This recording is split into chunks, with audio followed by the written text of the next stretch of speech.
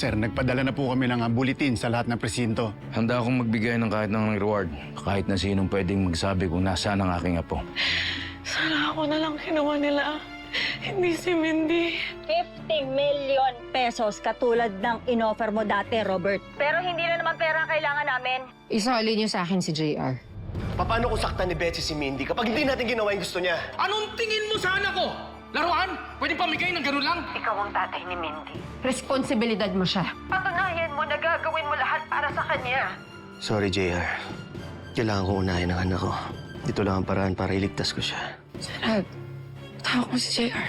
Gina, tumatakbo ang oras. Kapag hindi pa tayo kumilos ngayon, baka mahuli na ang lahat. Walang alam si Daddy sa gagawin namin. Kaming dalawa ni Gerald lang ang nag-isip ng paraan para mabalik ang anak mo sa'yo. May i-text ako mamayang address.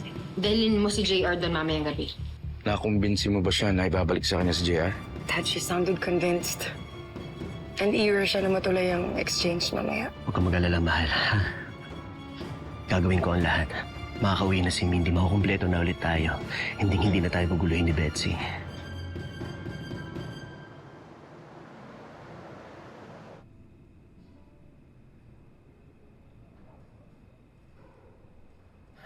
Mag-iisang oras na ako nandito. Nasaan na sila? Standby lang, Gerald.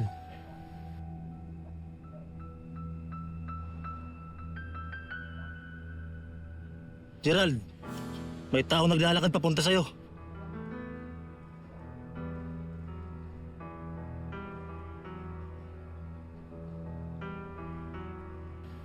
Men, get ready to engage. Just make sure na mahuli niyo yung mga taong involved sa kumidnap sa aking apo. Hindi lang si Susan at si Betsy. Pati yung mga kasabwat. Mananagot silang lahat.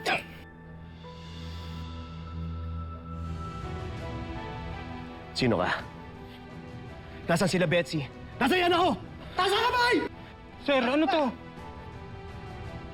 Sir, huwag niyo ulihin, sir! Huwag kang kikinis na masama! Sir, wala ho akong ginagawang masama, sir. Napag-utusan lang ho ako. Anong pinagsasasabi mo? May lumapit ho sa akin isang lalaki. Ang sabi niya, may bibigay daw ko yung pera sa akin tapos babayaran nila ako ng malaki. Huwag ka na magsinungaling. Tauhan ka ni Betsy. Sir, hindi ko ho kilala yung Betsy na sinasabi niyo. Maniwala ho kayo sa akin. Dad, mukhang nagsiguro si Betsy. Kaya siya nagpadala ng phone. Dad, naisan tayo.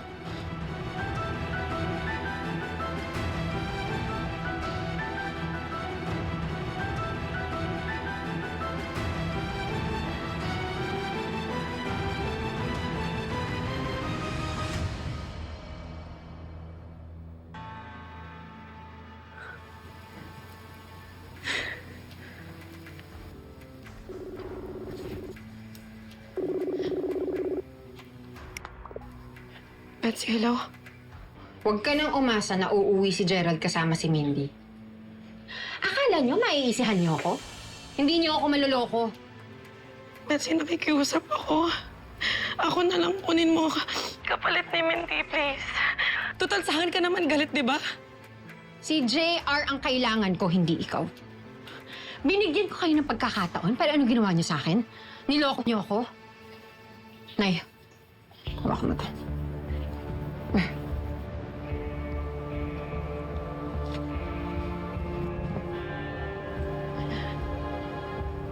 Ayaw mong ibigay sa akin yung anak mo? Papatayin ko lang to si Mindy. Wag! Betsy, wag, please. Maawa ka, wag mo sasaktan yung anak ko. Awa? Bakit naawa ba kayo sa akin nung kinuha niyo yung anak ko? Nakinig ba kayo sa mga pakiusap ko? Betsy, ina ka din. Paano mo magagawang manakit ng inosenteng bata? Kung ayaw mo talagang itakwil ka ng anak mo, itigil mo na lahat o ibalik mo na sa akin ang anak ko. Ang dami mong satsat, Gina. Mabuti pa, magpaalam ka na sa anak mo. Dahil bangkay ko na siyang isosoli sa inyo. Wag mo sasaktan yung anak ko, Betsy. Please, maawa ka.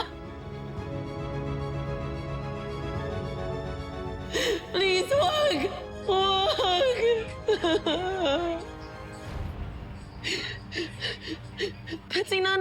mo gagawin sa akin to! Oo, nanay ako! Nanay ako at kinuha niyo yung anak ko! Kaya gagawin ko rin lahat ng ginawa niyo sa akin. Ipaparamdam ko sa inyo yung sakit. Yung kaba, yung takot. Hindi niyo na ulit makukuha yung anak niyo. Dahil mamamatay na siya. Ngayon din! Wag! Kung masasaktan yung anak ko, ibibigay ko sa'yo si JR! Ibibigay ko. Ibabalik ko siya sa'yo. Basta dadalhin mo rin si Mindy. Ibabalik ko siya. Huwag hindi ko siya sasaktan.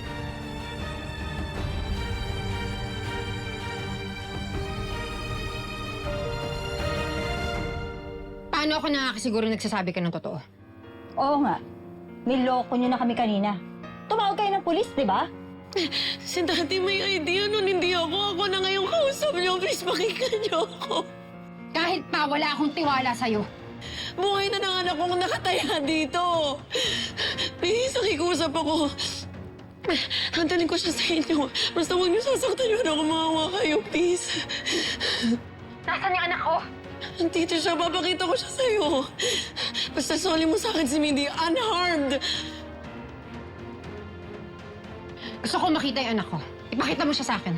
Gusto ko magkita tayo sa supermarket. Okay, maawa kayo sa akin. Huwag niyo nang sasaktan si Mindy.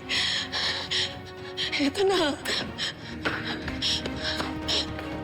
Ito.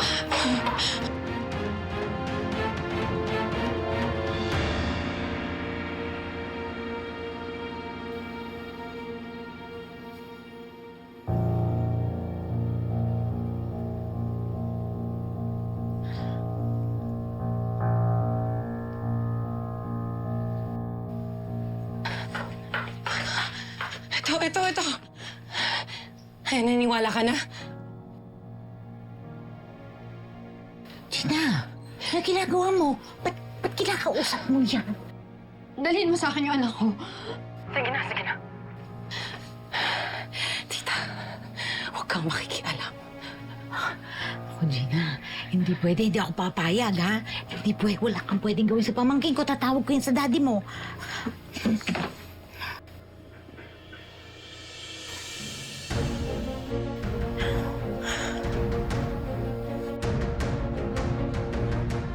Gina!